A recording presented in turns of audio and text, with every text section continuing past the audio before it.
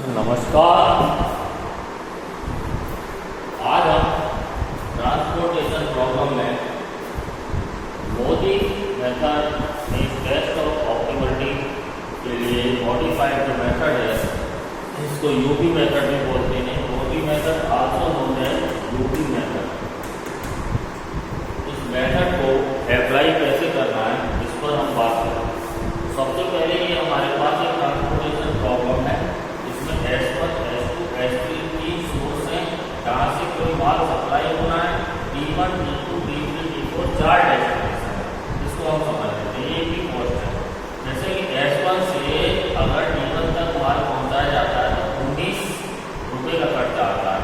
S1 के पास 7 unit मौजूद हैं जबकि D1 को रिक्वायरमेंट 5 है। सबसे पहले हम इसमें लगाते हैं north west corner rule. North west corner rule जैसा कि हम जानते हैं, हम सीख चुके हैं। सबसे पहले यहाँ से शुरू करेंगे। यहाँ पे डिमांड है 5, सप्लाई है 7, तो मिनिमम लेंगे 5 और 7 में जो मिनिमम है 5 मिनिमम है, तो ये 5 की सप्लाई यहाँ दे देगा।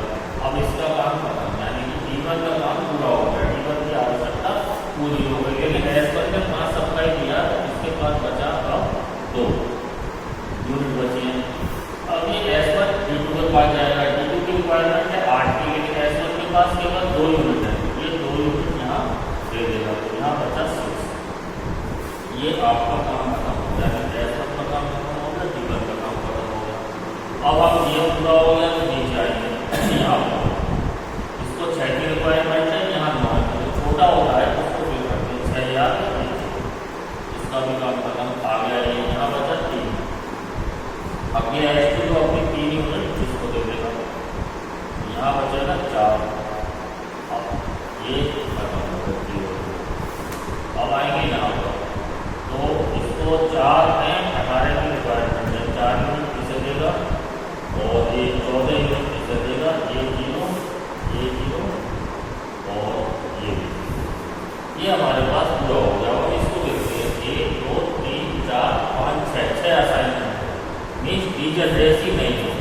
10 + 10 - 1 कितना है? 4 + 3 - 1 = 6। और नंबर ऑफ असाइनमेंट कितने हैं? 6।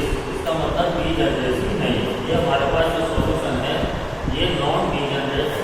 अब कितना आ रहा है हमारे पास कॉस्ट? यहाँ से देखेंगे 19 × 5 30 × 2 30 × 6 40 × 3 70 × 4 20 × 40।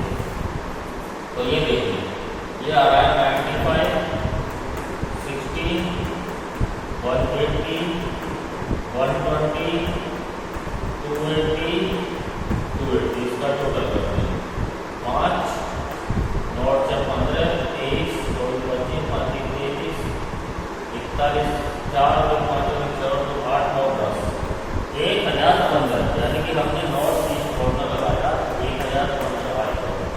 अब हमको ये चेक करना है कि क्या 1015 से भी और कॉस्ट कम की जा सकती है या नहीं। उसके लिए हमारे पास है test of optimality, MODI test. अब मोदी टेस्ट को लगाने का तरीका समझ लीजिए। सबसे पहले हम यहाँ देख रहे हैं कि 2 तरीके के सेल्स हैं। एक सेल्स है जिसमें असाइनमेंट भरा हुआ है, दूसरे असाइनमेंट जिसमें नहीं भरा हुआ है। तो हम 2 टेबल बनाते हैं यहाँ पर। पहली टेबल और ये दूसरी टेबल। 1 2 3 4 1 2 3 1 2 3 4 1 2 3। पहली टेबल में हम लेंगे असाइन्ड सेल्स जिनमें असाइनमेंट भरा हुआ है। दूसरी टेबल में हम लेंगे नॉन असाइन्ड।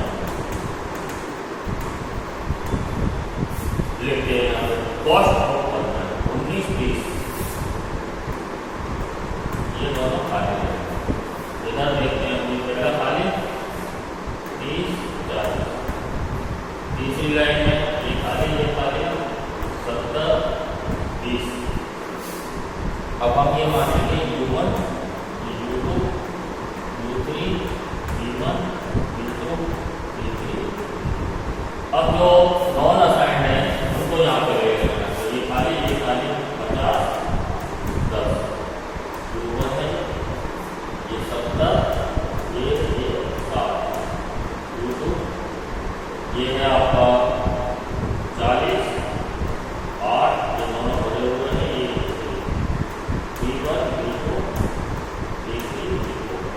अब इसमें हमको U1 या V1 में से सबसे पहले एक को 0 मानना है।